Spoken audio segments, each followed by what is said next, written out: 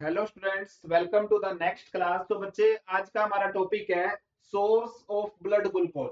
जो हमारे खून के अंदर ग्लूकोज होता है बच्चे, वो उसका सोर्स क्या है। देखो, जो भी ब्लड ग्लूकोज है ना, ब्लड ग्लूकोज को बॉडी मेंटेन करके रखती है ना। मैंने आपको बताया था, जो फास्टिंग रहता है वो रहता है 70 से 110 मिलीग्राम पर डेसीलीटर।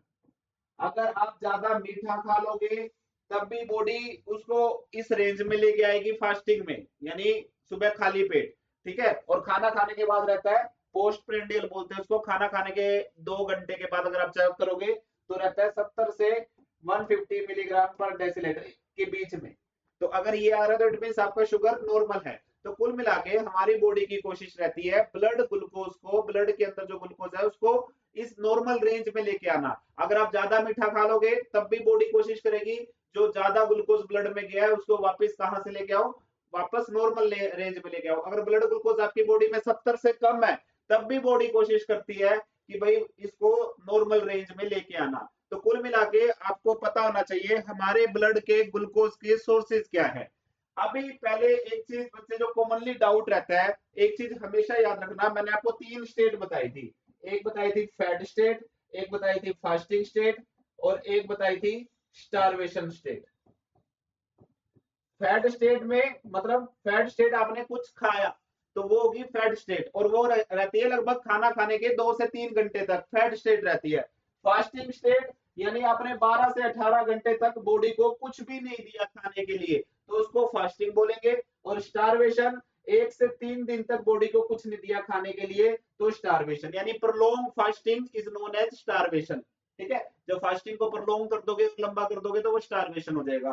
तो फैट स्टेट में मेन फ्यूल, मेन फ्यूल या कहें हम प्रेफर्ड फ्यूल बॉडी के लिए क्या रहता है। फ्यूल मतलब जहां से बॉडी एनर्जी लेगी, जिसको तोड़ के बॉडी एनर्जी लेगी। तो फैट स्टेट में बच्चे मेन फ्यूल रहता है ग्लूकोज। ठीक है। फैट स्टेट में जो मेन फ्यूल रहता है ग्लूकोज, दैट इज कार्बोहाइड्रेट। तो फैट स्टेट में बॉडी जो भी हम खाते हैं तो खाने में जो हम ग्लूकोज हमारा हम बॉडी को दे रहे हैं, यानी कार्बोहाइड्रेट जो कॉम्प्लेक्स कार्बोहाइड्रेट है सबसे सिंपलेस्ट ग्लूकोज में कन्वर्ट हो जाता है। तो फैट स्टेट में बॉडी का मेन फ्यूल क्या रहता है, बॉडी का, पूरी बॉडी का। अगर वैसे तो ऑर्गन ऑर्गन वाइज भी अलग होता है, वो मैं आपको नेक्स्ट वीडियो में बताऊंगा, लेकिन ओवरऑल बॉडी की बात करें तो फैट स्टेट में ग्लूकोज हमारा मेन फ्यूल रहता है और ग्लूकोज को तोड़ के बॉडी एनर्जी लेती है। अब फास्टिंग एंड स्टारवेशन स्टेट में बच्चे, फास्टिंग एंड स्टारवेशन स्टेट में बॉडी का मेन फ्यूल रहता है fat and protein, fat and protein. ठीक है। लेकिन ऐसा क्यों है फास्टिंग एंड स्टारवेशन स्टेट में फैट एंड प्रोटीन क्यों रहा है? क्योंकि बॉडी को ग्लूकोज नहीं मिल रहा बाहर। क्योंकि फास्टिंग का मतलब क्या है, 12 से 18 घंटे हो गए आपको कुछ खाए, आपने बॉडी को बाहर से ग्लूकोज देना बंद कर रखा है। आपने कुछ ना कुछ जिद बांध रखी है कि भाई मैं बॉडी को बाहर से ग्लूकोज नहीं दूंगा। तो बॉडी कोशिश करेगी जब तक बॉडी खुद से ग्लूकोज अरेंज कर पाए तब तक ग्लूकोज को अरेंज करेगी। अदरवाइज जब ग्लूकोज कहीं से नहीं मिलेगा बॉडी को तो बॉडी फिर फैट एंड प्रोटीन पे उतर आएगी। तो इसलिए fat and protein are the main fuel for the body in fasting and starvation state. Fasting में भी बॉडी सबसे पहले क्या करेगी, ग्लूकोज की अरेंजमेंट करने की कोशिश करेगी, कहीं ना कहीं जुगाड़ से बस ग्लूकोज मिल जाए। जब ग्लूकोज नहीं मिलेगा ना, तब फास्टिंग एंड स्टारवेशन में फिर फैट आएगा और फिर प्रोटीन आएगा। तो सबसे अब आते हैं सोर्स क्या क्या है। सबसे पहला सोर्स क्या रहेगा, जो हम कहें सबसे पहला सोर्स क्या रहेगा ब्लड ग्लूकोज का, फूड। जो आपने खाना खाते हैं बॉडी के लिए, यानी ब्लड ग्लूकोज के लिए सबसे ज्यादा पहला सोर्स क्या रहेगा, फूड, जो खाना खाएंगे। लेकिन फूड मैक्सिमम 2 से 3 घंटे तक ही ब्लड को ग्लूकोज प्रोवाइड करेगा। ठीक है। सोर्सेज ऑफ ब्लड ग्लूकोज सबसे पहले तो क्या रहता है, फूड। हमने रोटी खाई तो रोटी से हमको क्या मिला, कार्बोहाइड्रेट है, तो वो बॉडी में जाके किस में कन्वर्ट होगी, सिंपलेस्ट कार्बोहाइड्रेट में। कॉम्प्लेक्स कार्बोहाइड्रेट सिंपलेस्ट कार्बोहाइड्रेट में कन्वर्ट होगा। तो सिंपलेस्ट कार्बोहाइड्रेट क्या है, ग्लूकोज ही तो है। ठीक है। तो सबसे पहला सोर्सेस क्या रहेगा, फूड। ठीक है। अब फूड से आपने देना बंद कर दिया भाई, आप अब फूड खा लिया आपने, लेकिन अब आप बॉडी को खाना नहीं दे रहे, है ना, बॉडी को कुछ भी नहीं खा रहे, आप बॉडी के अंदर कुछ भी अंदर ऐसी चीज नहीं डाल रहे जिससे ब्लड ग्लूकोज।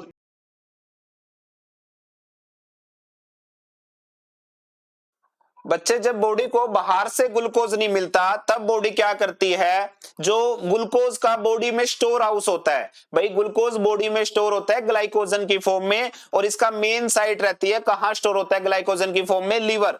ठीक है, लीवर एंड मसल्स दो है मेन, इसमें लीवर रहती है। तो क्या होता है, जब अगर आप कुछ भी नहीं दे रहे बॉडी को, उस केस में क्या होता है बच्चे, बॉडी लीवर से ग्लाइकोजिनोलिसिस स्टार्ट कर देती है, लीवर का जो ग्लाइकोजन है ना वो टूटना स्टार्ट हो जाता है। तो अब खुद बॉडी, क्योंकि आपने तो खिलाया नहीं कुछ, है ना, बॉडी के अंदर कुछ डाला नहीं, कोई फूड दिया नहीं, तो उस केस में क्या होगा, लीवर के अंदर ग्लाइकोजिनोलिसिस स्टार्ट हो जाएगी।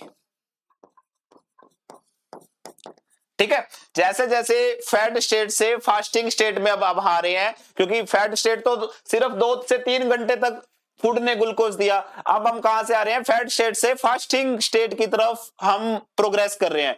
तो उस केस में लीवर से ग्लाइकोजन टूटना स्टार्ट हो जाता है। अब लीवर से ग्लाइकोजन टूटेगा तो किस में टूटेगा, ग्लूकोज में, और वो ग्लूकोज ब्लड को मिलेगा। ठीक है, तो उस हिसाब से लीवर से ग्लाइकोजन खत्म होना शुरू हो गया। एक टाइम ऐसा भी आ जाएगा जब लीवर का सारा ग्लाइकोजन खत्म। ठीक है, तो लीवर एंड मसल्स ये दो होते हैं जहां पे ग्लाइकोजन के फॉर्म में ग्लूकोज स्टोर होता है। जब ये ग्लाइकोजिनोलिसिस से बच्चे ग्लाइकोजन भी खत्म हो गया, अब कहां से लेगी बॉडी, अब कहां से लेगी, अब जो ब्लड ग्लूकोज है ना, अब ये मत बोलना फैट, हम तो कुछ खा ही नहीं रहे ना, हमने तो ब्लड ग्लूकोज किसी भी तरीके से, हम तो फूड खा ही नहीं रहे, फूड नहीं खा रहे तो ग्लाइकोज यानी बॉडी अंदर से ही जुगाड़बाजी कर रही है, बॉडी हमारी खुद के अपने आप से ही जुगाड़बाजी कर रही है। बाहर से हमने खाना नहीं दिया तो फैट स्टेट का टाइम भी ओवर हो गया, अब हम फास्टिंग स्टेट पे आ रहे हैं और लीवर से ग्लाइकोजन भी खत्म हो चुका है। अब बॉडी की स्टेट में आ जाएगी बच्चे ग्लूकोनियोजेनेसिस, ग्लूकोनियोजेनेसिस।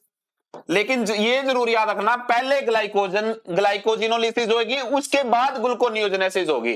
तो तीसरी कंडीशन फिर ब्लड में ग्लूकोज के लेवल को कैसे मेंटेन करेगी बॉडी आ जाएगी ग्लूकोनियोजेनेसिस स्टेप पे, बॉडी ये प्रक्रिया शुरू कर देगी। तो ग्लूकोनियोजेनेसिस का मतलब क्या होता है, नॉन कार्बोहाइड्रेट सबस्ट्रेट से क्या लेना, ग्लूकोज बनाना। तो ये बच्चे ग्लूकोनियोजेनेसिस बहुत हाई एनर्जी कंज्यूमिंग प्रोसेस है, हाई एनर्जी कंज्यूमिंग प्रोसेस है, इसमें बहुत हाई एनर्जी लगती है बॉडी की। तो बॉडी क्या करेगी, अमीनो एसिड से ग्लूकोज बनाएगी। ठीक है, कुछ हमारे ऐसे अमीनो एसिड होते हैं जो ग्लूकोजेनिक होते हैं, जैसे ग्लूकोज प्रोड्यूस करते हैं, कुछ अमीनो एसिड ऐसे होते हैं जो ग्लूकोजेनिक होते हैं, ग्लूकोजेनिक। ठीक है, लाइक ग्लूटामीन नाम में ही ग्लू आ रहा है, एलानिन, ये अमीनो एसिड होते हैं जो ग्लूकोज बना सकते हैं। तो इनको यूज करेगी, अमीनो एसिड से ग्लूकोज बनाएगी। जो बॉडी में अमीनो एसिड्स हैं, प्रोटीन का ब्रेकडाउन होगा तो अमीनो एसिड, उस अमीनो एसिड से ग्लूकोज बनाएगी। कभी भी याद रखना बच्चे, जो फैट है ना, फैटी एसिड ये डायरेक्ट ग्लूकोज नहीं बनाता, फैटी एसिड डायरेक्ट ग्लूकोज नहीं बनाता, मैं क्रॉस कर रहा हूं। देखो जो फैट होता है ना वो स्टोर होता है ट्राइग्लिसराइड की फॉर्म में, ट्राइग्लिसराइड। जब ट्राइग्लिसराइड टूटेगा ना तो 3 फैटी एसिड प्लस ग्लिसरॉल होंगे। ये जो ग्लिसरॉल है ना ये ग्लूकोज बना सकता है, लेकिन ये जो फैटी एसिड है ना बच्चे ये ग्लूकोज नहीं बनाता, ये बनाता है एसिटाइल कोए। ये क्या बनाता है, एसिटाइल कोए। तो याद रखना फैटी एसिड डायरेक्टली कभी ग्लूकोज नहीं बनाता, फैटी एसिड टूटेगा एसिटाइल कोए, और एसिटाइल कोए ना, ये एसिटाइल कोए ग्लूकोनियोजेनेसिस को एक्टिवेट करता है, ग्लूकोनियोजेनेसिस को क्या करता है, एक्टिवेट करता है। तो ये मैं आगे बताऊंगा, अभी के लिए बस इतना याद रखो, ग्लूकोनियोजेनेसिस में क्या होगा, जो ग्लूकोजेनिक अमीनो एसिड है वो ग्लूकोज बनाएंगे, अदरवाइज क्या होगा, जो ट्राइग्लिसराइड है वो 3 फैटी एसिड प्लस ग्लिसरॉल में टूटेंगे और इस ग्लिसरॉल से ग्लूकोज बन सकता है, फैटी एसिड से नहीं बनेगा। क्लियर, तो ये सोर्स रहता है। अब यहां से क्या कंसेप्ट निकलता है, अगर मैं रिवाइज करूं, मैंने सिंपली ये बताया है। सबसे पहले तो कई बार क्वेश्चन आता है कि मेन फ्यूल या प्रेफर्ड फ्यूल, बॉडी किस फ्यूल को प्रेफर करती है at the time of fat state, तो glucose. Fasting and starvation state में फैट एंड प्रोटीन, ठीक है। लेकिन ब्लड ग्लूकोज का सोर्स क्या है भाई? जब ब्लड को ग्लूकोज कहां से मिलता है? पहला तो मिलता है फूड से, है ना। हम खाना खाते रहते हैं, लगातार तो नहीं खाते, हर तीसरे चौथे घंटे में भाई सुबह 9 साढ़े 9 बजे ब्रेकफास्ट कर लिया, 2 ढाई बजे लंच कर लिया, तो हम फूड खाते रहते हैं, तो वहां से मिलता रहता है। अगर आप किसी दिन व्रत रख लेते हो, ठीक है, ऐसा व्रत जो जिस तरह कई होता है ना, व्रत में लंबा लंबा व्रत चलता है, भाई खाते ही नहीं है, ठीक है, तो उस हिसाब से अगर आप फास्टिंग में चले जाते हो, जिस तरह छठी मैया का व्रत होता है, छठ पूजा, तो वो बहुत खतरनाक मतलब बहुत ही, जिसमें आपका पूरा पेशेंस टेस्ट होता है, उस वाले व्रत में जो लीवर, उसमें क्या होता है, फास्टिंग स्टेट में चले जाते हो तो लीवर का ग्लाइकोजन टूटना स्टार्ट होता है। सबसे पहले ये ऐसे ही क्रम रहता है, पहले लीवर का ग्लाइकोजन टूटेगा, जब लीवर में भी ग्लाइकोजन खत्म हो जाएगा फिर आ जाएगा ग्लूकोनियोजेनेसिस, ठीक है। और ग्लूकोनियोजेनेसिस में बॉडी को बहुत हाई एनर्जी लगती है। अब मुझे एक चीज बताओ, देखो अब एक पर्सन है, अब ये पर्सन, मैं आपको ये बता रहा हूं कि भाई जो इवनिंग में एक्सरसाइज करते हैं या वर्सेस जो मॉर्निंग में एक्सरसाइज करते हैं, बेटर क्या है, बेस्ट कौन सी एक्सरसाइज रहेगी? देखो अगर सपोज करो आपने 8 बजे डिनर कर लिया, है ना, और आप सुबह 8 AM या मैं कहूं 10 बजे 8 या 9 AM ब्रेकफास्ट करते हैं, ठीक है, आपने कितने घंटे का गैप दे दिया? 13 घंटे का। तो आपने सुना ना इंटरमिटेंट फास्टिंग, तो उसमें 16-16 घंटे 14-14 घंटे का गैप देते हैं। वो इसलिए देते हैं क्योंकि बॉडी की उसमें एनर्जी लगती है। अब इस 12 से 13 घंटे को हम बोलते हैं भाई फास्टिंग, कि बॉडी 12 से 13 घंटे फास्टिंग स्टेट में रही। अब जब फास्टिंग स्टेट में आने से पहले तो 8 बजे आपने डिनर किया था, बॉडी को ग्लूकोज मिल गया भाई, और ये ग्लूकोज कितने टाइम तक मिला? 8 से लेकर 10 बजे तक, ठीक है, 2 या 3 घंटे, 10 कह लो, 10.5 कह लो, 11 कह लो, मैक्सिमम इतना। अब जो बॉडी को ग्लूकोज मिलना बंद हो गया, क्योंकि जो आपने खाया धीरे धीरे टूट रहा है, वो 10-11 बजे तक उसने ब्लड को ग्लूकोज प्रोवाइड किया। अब 11 बजे के बाद रात के बॉडी को ग्लूकोज नहीं मिल रहा, ठीक है, तो बॉडी क्या करेगी? रात को भी ग्लूकोज चाहिए बॉडी को, बॉडी क्या करेगी? धीरे धीरे, ये लगा लो सुबह के 5 बजे या 6 बजे लीवर से कहेगी, लीवर ग्लाइकोजन तोड़ भाई।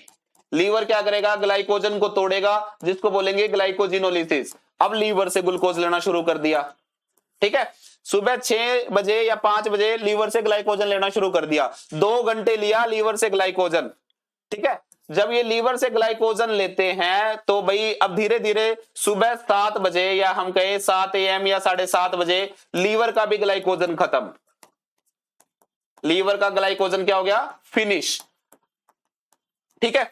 अब आपने सुबह 8, 7:30, 8 बजे एक्सरसाइज की, तो उस टाइम बॉडी कौन से फेज में आ गई थी? ग्लूकोनियोजेनेसिस में। किस में आ गई? ग्लूकोनियोजेनेसिस में। तो ग्लूकोनियोजेनेसिस जब बॉडी में चल रही होती है तो इस प्रोसेस को हाई एनर्जी चाहिए होती है। तो बॉडी अंदर से ऐसी कंडीशन में है जो बॉडी को हाई एनर्जी चाहिए ग्लूकोनियोजेनेसिस करने के लिए। हाई एनर्जी चाहिए, एक तो आपकी बॉडी अंदर से ही ऐसे पाथवेज मतलब एक्टिवेट किए हुए हैं जिसको हाई एनर्जी चाहिए, और एक ऊपर से आप सुबह 7:30, 8 बजे एक्सरसाइज करके हाई एनर्जी और ज्यादा डिमांड कर रही है बॉडी, क्योंकि आप एक्सरसाइज कर रहे हो, आप रनिंग कर रहे हो, आप वर्जिश कर रहे हो, आप पुशअप कर रहे हो, तब भी बॉडी को उसके लिए एनर्जी चाहिए।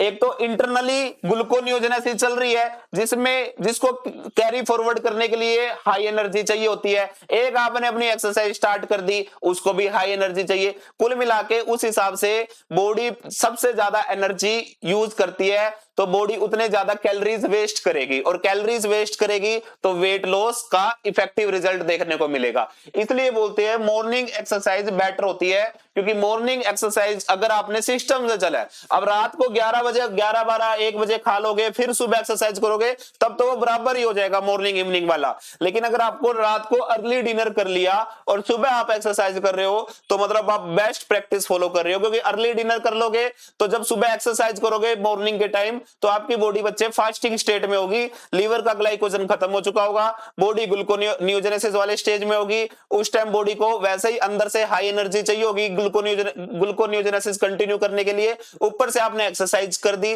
तो और कैलोरीज बर्न होगी, तो उस हिसाब से बॉडी सबसे ज्यादा कैलोरीज बर्न करेगी अर्ली मॉर्निंग, जब आप मॉर्निंग एक्सरसाइज कर रहे हो। इवनिंग में क्या होता है, आपने दोपहर को तो लंच किया होता है, तो अभी बॉडी को ग्लूकोज मिल जाता है, तो बॉडी के अंदर ग्लूकोनियोजेनेसिस जैसे पाथवे स्टार्ट नहीं होते, तो उस टाइम जो इवनिंग की एक्सरसाइज में जो कैलोरीज बर्न हो रही है वो आपकी खाली एक्सरसाइज की हो रही है, बॉडी के अंदर जो प्रोसेस है वो कोई भी ज्यादा कैलोरीज नहीं ले रहे।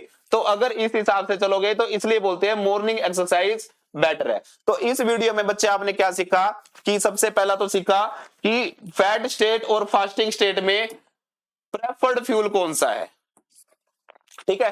दूसरा, ब्लड ग्लूकोज का सोर्स क्या है, तो सबसे पहला सोर्स बताओगे फूड, फूड नहीं मिलेगा तो फिर लीवर ग्लाइकोजन से ग्लूकोज लेगा, है ना। बॉडी ब्लड किससे लेगा, लीवर से। पहले तो फूड होता है ब्लड के लिए ग्लूकोज, अगर आपने फूड नहीं दिया तो लीवर से ग्लाइकोजन ले, वो ग्लूकोज लेगा ग्लाइकोजन को तोड़ के। अगर लीवर का भी खत्म हो जाता है ग्लाइकोजन, तीसरा फिर ये ग्लूकोनियोजेनेसिस करवाएगा, और जो अमीनो एसिड होते हैं ग्लूकोजेनिक अमीनो एसिड जो ग्लूकोज प्रोड्यूस कर सकते हैं, उससे ग्लूकोज लेगा, नहीं तो फैट को तोड़ेगा। तो इस तरीके से याद रखना, पहला फूड, दूसरा ग्लाइकोजिनोलिसिस, तीसरा ग्लूकोनियोजेनेसिस। ये रहता है ब्लड को ग्लूकोज की कैसे कैसे अपनी डिमांड पूरी करनी होती है, ठीक है। तो ये कहानी थी जो मैंने आपको यहाँ पे समझाना चाह रहा था। तो होपफुली आपको आपने ये चीज सीखी होगी। Thank you so much.